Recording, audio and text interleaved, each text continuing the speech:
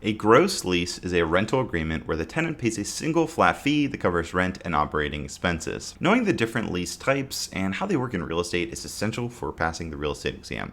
So if you want to pass your real estate exam, you're in the right place. Hello everybody, it's Zach here from realestatelicensewizard.com. Today we're talking about gross leases in real estate. Let's get started. So what is a gross lease? A gross lease is a contractual agreement where the tenant pays one fee that covers rent and operating expenses.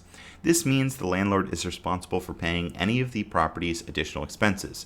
Of course, this can vary depending on the lease type and contract exact terms. So examples of additional expenses included in a gross lease include property taxes, property insurance, maintenance costs, and utilities. Why is it called a gross lease? Well, the term gross means a total amount without any deductions of tax or other contributions. A gross lease earns its name because tenants pay one price for rent without worrying about property taxes and other expenses. So what are gross leases used for? Well, gross leases are generally used for commercial real estate. Commercial real estate refers to properties that lessees rent for business use. Examples of properties that may be rented with a gross lease include office buildings, warehouses, assembly plants, retail centers with multiple tenants, and even industrial properties. Now, there are two types of gross leases that we do need to cover. There's the modified gross lease, and then there's the full service gross lease. So a modified gross lease is an agreement where the tenant pays base rent plus a proportional share of operating expenses. In a modified gross lease agreement, the property owner and tenant are both responsible for covering extra costs. Modified gross leases are the middle ground between a gross and a net lease. Because tenants pay extra for operational upkeep on a property, the rent for a modified gross lease is often a little less. This type of commercial lease is generally used for office buildings and spaces with multiple tenants. Now, of course, I did mention that full service gross lease or a fully serviced lease. A full service lease is a rental agreement where the tenant only pays base rent. The property owner pays all operating expenses, including utilities, maintenance, insurance, and property taxes. Full service gross leases provide tenants with one predictable bill to pay each month.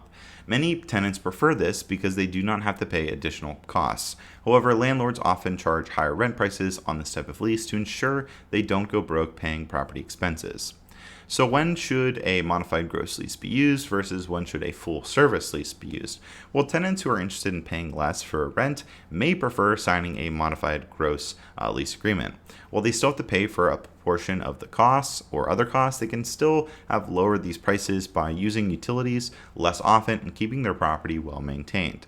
Tenants who are interested in paying one flat fee, however, like every month, may prefer using a full service lease. Because this lease type only asks the tenant to pay for rent, they never have to worry about changing prices due to variable costs.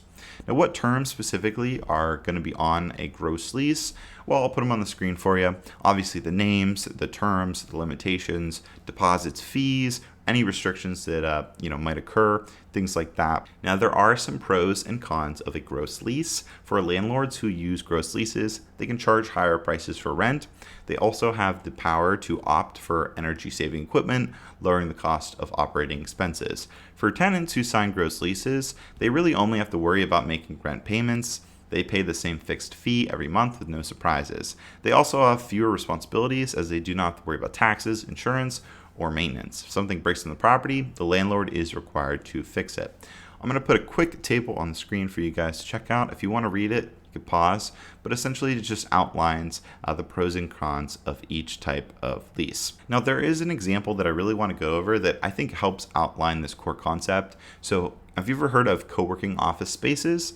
They are one of the best examples of when a tenant may sign a gross lease. Under this agreement, tenants can rent out a desk or office space for one flat fee. Generally, tenants in these conditions have access to amenities such as meeting rooms and free internet service. In this case, it makes sense to sign a gross lease, as the tenant should not have to pay taxes and insurance for a property that they occupy with others. Another typical example of a gross lease in real estate is apartment buildings. Tenants can sign a lease for an apartment and pay the same rent price for the entire term of the lease. So what is the difference then between a gross lease and a net lease? Well, a gross lease requires property owners to pay operating expenses. A net lease requires that the tenants pay them. The expenses that the tenants pay for a net lease obviously depend on which type of lease agreement, but again, that's the big difference. So then now you might be wondering when to use a gross lease versus when to use a net lease. For a tenant, a gross lease is typically the best option because the landlord pays for all the expenses, the leasee can make fixed payments without worrying about additional fees. For a landlord, however, a net lease is generally the better choice. The landlord is not responsible for utilities and other expenses in a net lease. For this reason, triple net agreements are the least risky lease agreements for leasors. Now, why are gross leases so popular? Well, many businesses prefer to use gross leases because they simplify the accounting process. With a gross lease structure, business owners know exactly how much they will have to pay every month. They can clearly account for this expense without worrying about extra costs like taxes and insurance. So what do you need to know for the real estate exam about gross leases? Well, you need to be familiar with the term and its definition. A gross lease is a rental agreement where the leasee pays a fixed fee that covers rent plus operational costs related to a property.